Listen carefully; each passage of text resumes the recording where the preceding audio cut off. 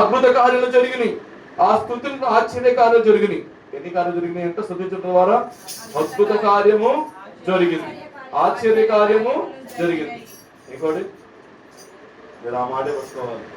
అద్భుత కార్యాలు జరిగినాయి, ఆశ్చర్య కార్యములు జరిగినాయి. నిజంగా దేవుణ్ణి స్తుతించడం ద్వారా మన జీవితంలో అన్ని అద్భుత కార్యాలు, ఆశ్చర్య కార్యాలు, మహిమానిత కార్యములు దేవుడు చేయగలిగిన వాడుగా ఉన్నాడు.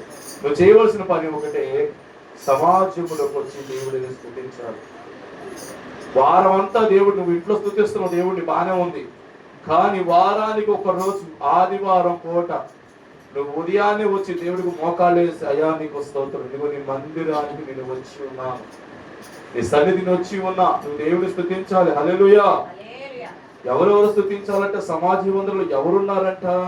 ఎవరు చెప్తున్నారు? సమాజంలో దేవుని స్తుతించుడి, ఇశ్రాయేలు నుండి ఉద్భవించిన వారా ప్రభువును స్తుతించుడి. చెప్పాలంటే ఇశ్రాయేలు ఉద్భవించినారు, యేసయ్యలో నుంచి మనం ఉద్భవించాం.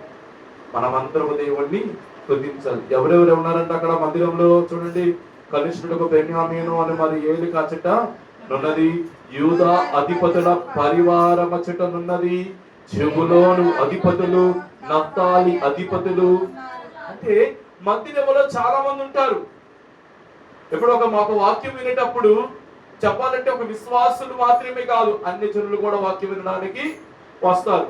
అధిపతులు వస్తారు, అధికారులు వస్తారు. హల్లెలూయా. చదువుకున్న వారు వస్తారు, చదువులేని వారు వస్తారు. అందరు దేవుడి సన్నిధికి వస్తారు, సమాజానికి వస్తారు. ఎందుకు వస్తున్నారంటే దేవుడిని స్తుతించాలి. అక్కడ వాక్యం చెబుతుంది, జాగ్రత్తగా వినండి, సమాజంలో దేవుణ్ణి స్తుతించాలి, మందిరంలో దేవుడిని స్తుతించాలి. మన నాలుక, మన నోరు దేవుడిని స్తుతించాలి, మన చేతులు దేవుడితో ఇప్పుడు మనం ఆరాధన చేస్తాం, పిల్లలు అటు తిరుగుతున్నా అటు చేస్తున్నా, మన కళ్ళు దగ్గర చూస్తూ ఉంటాం. 2 చేతులు లేవు అవి, 2 చేతులు లేవు. ఏం లేవంట? 2 చేతులు లేవంట.